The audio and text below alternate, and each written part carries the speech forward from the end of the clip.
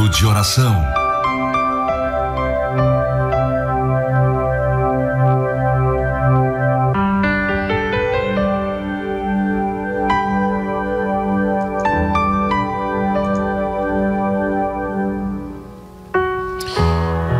Queridos, vamos meditar na palavra de Deus antes de orarmos, e eu convido você para estar conosco neste momento, numa simples e breve reflexão da palavra. Eu sempre digo que eu não sou pregador, mas quando a gente começa a falar de Jesus, a atmosfera ela muda, né?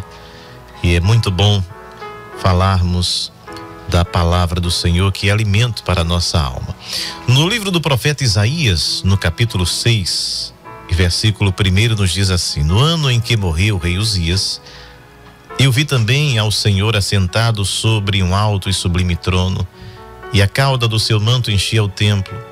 Serafins estavam por cima dele, cada um 6 asas, com 2 cobria os pés, cobriam seus rostos, e com 2 cobriam os pés, e com 2 voavam. E clamavam uns aos outros, dizendo: Santo, Santo, Santo é o Senhor dos exércitos, toda a terra está cheia da sua glória. E os umbrais da porta se moviam à voz do que clamava, e a casa se encheu de fumaça. Então disse eu: ai de mim, pois estou perdido, porque sou um homem de lábios impuros, e habito no meio de um povo de impuros lábios, e os meus olhos viram o Rei, o Senhor dos exércitos. Isaías certamente tinha sangue real, era da realeza, mas era um homem vocacionado por Deus para ser o seu porta-voz, um profeta de Deus na terra, aquele que recebia a mensagem de Deus e as notificava a alguém. E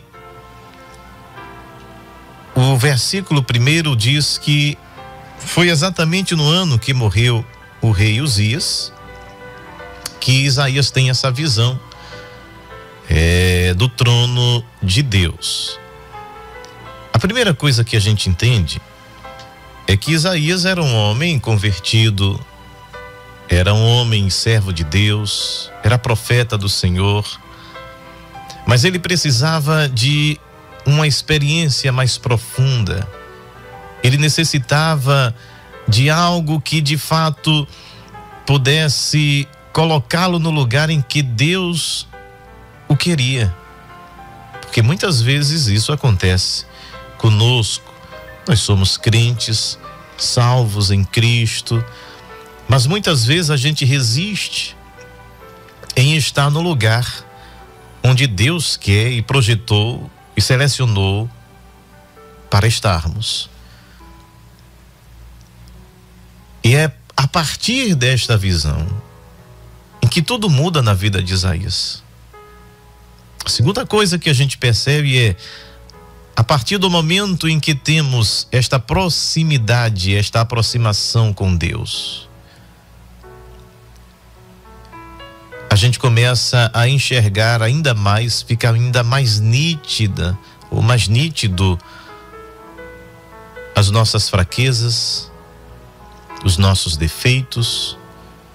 Quanto mais a gente se aproxima de Deus, do santo, santo e santo, é isso que evocam os serafins, é isto que eles glorificam, eles exaltam a Deus, dizendo que ele era santo, que ele é o único santo, e que a reverência desses seres angelicais alados nos mostra esta tamanha reverência desta classe angelical. Os serafins significa os que são ardentes, ou seja, aqueles que celebram a santidade de Deus ininterruptamente, de dia e de noite, na concepção de quem está escrevendo, né? Porque no céu não tem dia e noite.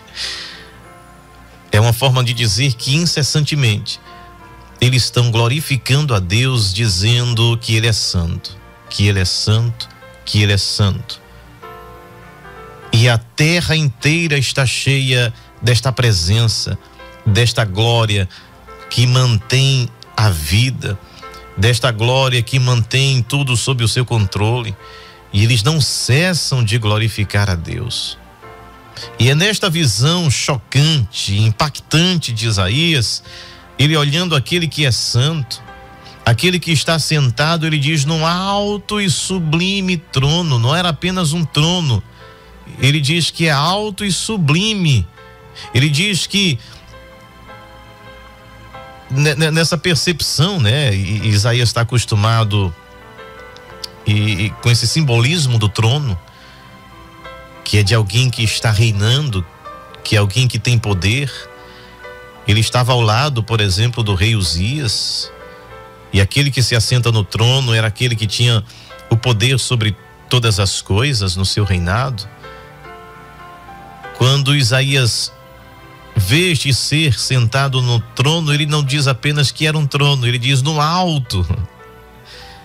Este que está acima de todos os tronos, este que governa sobre todos os poderes. Não existe um trono mais elevado do que este. Não existe um trono mais alto, no sentido de que somente ele tem todo o poder de governar os céus e a terra. E é diante deste poder, é diante desta presença que Isaías ele estremece, que Isaías ele se reconhece, ele olha, mesmo sendo um profeta, mesmo sendo um homem de Deus, mas ele precisava desse choque. Ele precisava entender de que ele precisava de uma purificação. Jesus, quando foi lavar os pés dos discípulos e houve a resistência de Pedro, e Pedro disse: Senhor, eu que devo lavar os teus pés e não tu a mim. E Jesus disse: eu não lavar os teus pés, tu não tem parte comigo. Aí Pedro diz: então, se for assim, lava o meu corpo inteiro. E Jesus diz: calma, não é preciso lavar teu corpo inteiro, porque vós já estáis limpos pela palavra que eu vos tenho dito. Portanto, é necessário lavar os pés, e este simbolismo de lavar os pés para aqueles que já são santos, daqueles que já foram iluminados pela palavra, daqueles que já confessaram Jesus como Senhor e Salvador. Jesus diz a importância de lavar os pés, e lavar os pés significa que estamos no trajeto e que alguma coisa pode trazer embaraço às nossas vidas, que são a sujeira dos pés. Nesta nossa caminhada, a gente vai sujando os pés, e a gente precisa o tempo todo de, com a graça e misericórdia de Deus, lavar os nossos pés, tirar essas impurezas.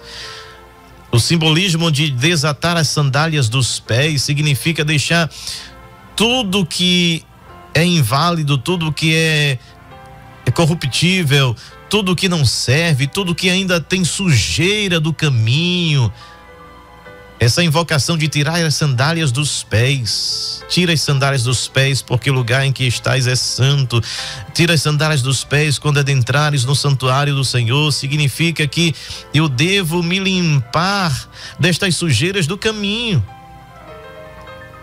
Às vezes é uma ira que está guardada no coração, é uma falta de perdão, de um abraço, é a falta de confessar um pecado. São as sujeiras que vão surgindo no caminho, e que quem tem o Espírito Santo está o tempo todo sendo guiado por Ele, orientado por Ele, e sabendo que onde errou, onde fracassou, onde tropeçou, e que precisa lavar os pés. E é por isso que Jesus diz a Pedro: você já está limpo. Agora é necessário que nesta caminhada você lave os pés. Nunca esqueça de lavar os pés. Nunca esqueça do socorro, do perdão, do abraço. Nunca esqueça do mandamento do Senhor. Isaías é este ser que já é lavado, mas ele precisava agora lavar os pés.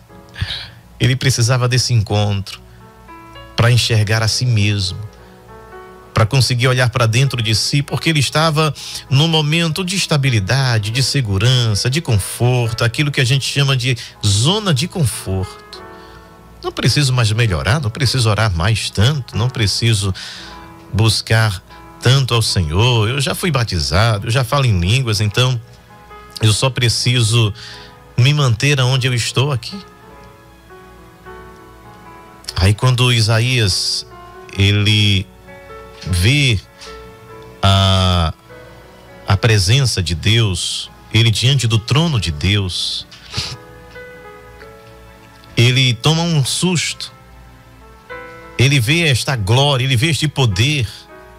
Ele vê os serafins que clamavam: santo, santo, santo é o Senhor dos exércitos. Os umbrais da porta se moviam, a casa se enchia desta glória, desta Shekinah. E ele diz: ai de mim. A primeira coisa, o primeiro choque dele com aquela visão de Deus é olhar para si. Quando eu me aproximo de Deus, eu vou vendo as minhas impurezas, eu deixo de apontar o erro do outro. Olha como isso é profundo e interessante. Quando a gente se distancia de Deus, a gente esquece de olhar os nossos erros e aponta os erros e defeitos dos outros, e Jesus também diz isso. A gente enxerga um cílio que caiu no olho do irmão, e às vezes eu estou com estaca encravada no meu olho e eu nem percebi. Aí Jesus diz: tira primeiro a trave, tem uma madeira no teu olho, e você está preocupado com o cisco, com o cílio que caiu no olho do teu irmão. Está quando eu me distancio de Deus. Agora, quando eu me aproximo de Deus, eu começo a olhar para mim.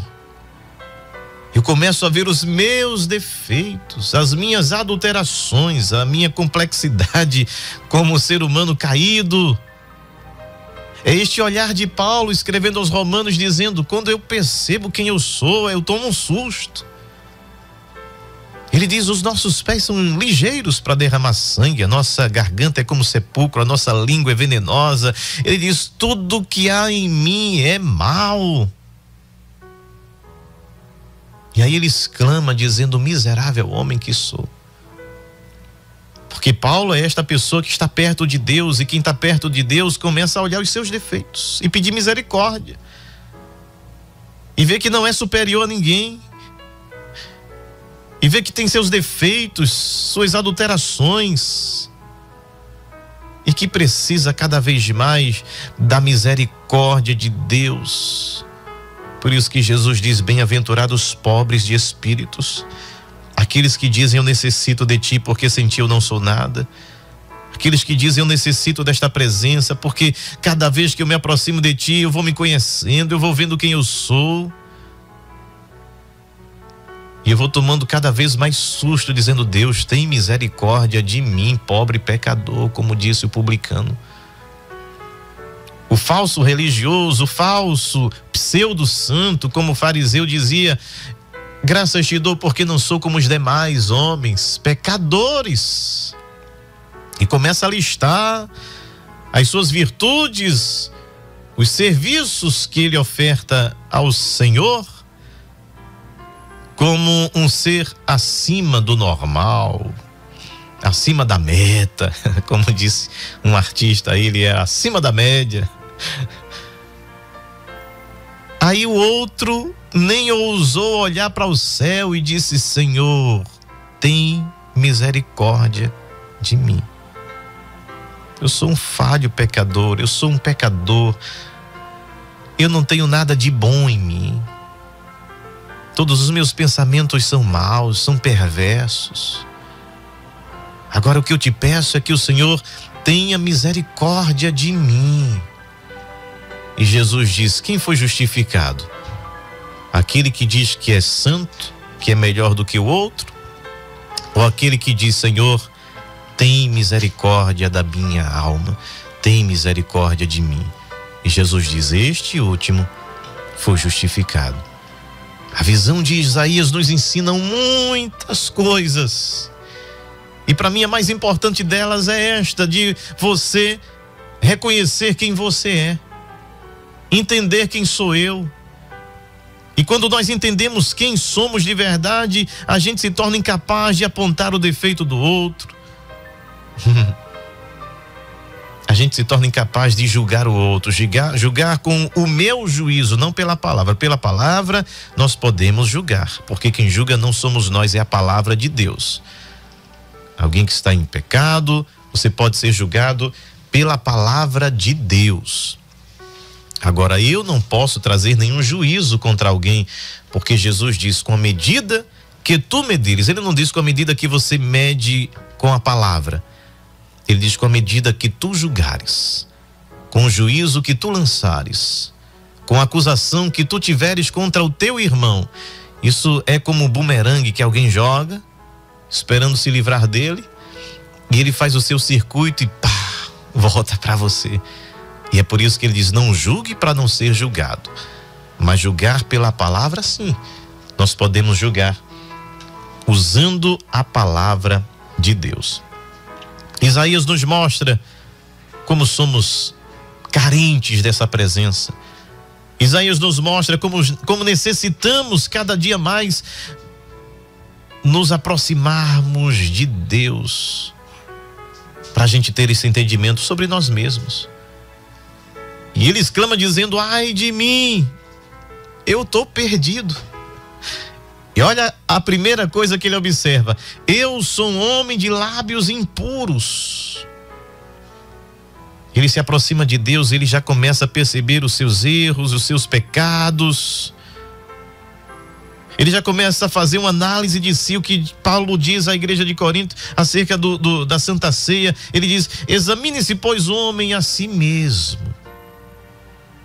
Agora eu só posso ter esse poder de me autoexaminar, de olhar para o meu coração, se eu tenho como base a palavra de Deus. Como é que eu vou saber se eu estou certo ou errado? É a palavra que define, é a palavra que me diz, é a palavra que me ilumina. O salmista diz: lâmpada para os meus pés é a tua palavra, ela é luz para o meu caminho. E ele percebeu que havia algo errado nas suas intenções, nos seus pensamentos, os seus lábios eram impuros, que o povo estava em pecado. Ele diz: eu sou um homem de lábios impuros e habito no meio de um povo de impuros lábios. E aí, quando o pecador, ele vê aquele que é santo, ele recebe esse choque e ele diz: eu vou morrer, porque eu estou diante da santidade de Deus, estou diante de Deus. E aí a gente vê a intervenção divina, a gente vê a graça de Deus, porque nós não podemos nos justificar diante de Deus. A autojustificação não é válida diante de Deus. Por nenhuma obra, por nenhum meio eu posso me justificar, me tornar justo diante de Deus. É uma ação de Deus para o homem. É o processo da salvação, da regeneração, da justificação, da santificação. É graça de Deus quando há essa disponibilidade do homem em aceitá-lo. Aí Isaías diz assim, quando ele diz: olha, eu vou morrer. Aí um dos serafins voou para mim, trazendo na sua mão uma brasa viva tirada do altar com um alicate longo, com a tenaz. E com a brasa, ele tocou nos meus lábios, na minha boca, e disse: eis que isto tocou os teus lábios. Ou seja, vem de Deus, vem do altar. Quando eu reconheço os meus erros, quando eu reconheço que eu sou pecador, quando eu reconheço que eu vou morrer, quando eu reconheço as minhas impurezas, quando eu reconheço os meus pecados e me arrependo deles, vem o processo da purificação. Aí ele diz: eis que isto tocou os teus lábios e a tua iniquidade, ou seja, o teu pecado, foi tirado e expiado de ti. Quando a gente está perto de Deus e reconhece que somos pecadores e necessitamos deste toque purificador, quando a gente olha para dentro de nós, não há nada de bom. Jesus disse: o que contamina o homem não é o que entra, o que contamina o homem é o que sai. Jesus está dizendo e denunciando a nossa própria natureza, a natureza caída, pecaminosa, que tudo que é de mal é produzido no coração, não vem de fora, vem de dentro. Mas é a graça que nos livra, é a graça que nos purifica. João disse: eu vos batizo com água, mas virá um que vos batizará com o Espírito Santo e com fogo. Olha, o que tocou nos lábios de Isaías foi uma brasa tirada do altar, onde tem fogo. É o fogo que nos purifica. Esta ação divina que nos limpa, que nos molda, que muda o nosso caráter, que muda a nossa índole, que muda o nosso olhar, o nosso vestir, o nosso andar, o nosso pensar, que transforma completamente a nossa vida. Agora, precisamos estar diante do altar. Precisamos estar diante do trono, do alto e sublime trono, para que a nossa vida seja restaurada. Não basta ser crente, tem que ser santo.